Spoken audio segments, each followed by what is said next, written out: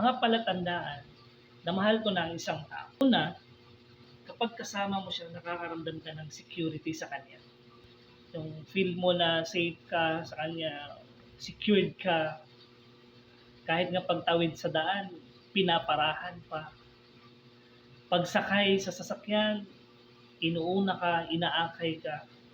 Pangalawa, may nararamdaman kang kapayapaan kapag kasama mo siya. Pangatlo, kakaramdam ka ng contentment sa isang tao pag kasama mo siya. Kontento ka na kahit anong tsura pa ng mga nandiligaw dyan, kahit mas gwapo pa sila kaysa sa boyfriend mo, sa girlfriend mo, sa jowa mo. Dahil nagkakaroon ka ng contentment, di ka na tumitingin sa iba.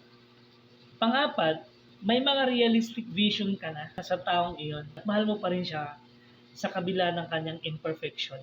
Pang-lima is may malalim kayong relasyon na nakabatay sa tiwala, kahinaan at pinagsamahang intimacy. Yun yung mga palatandaan na mahal mo na ang isang tao.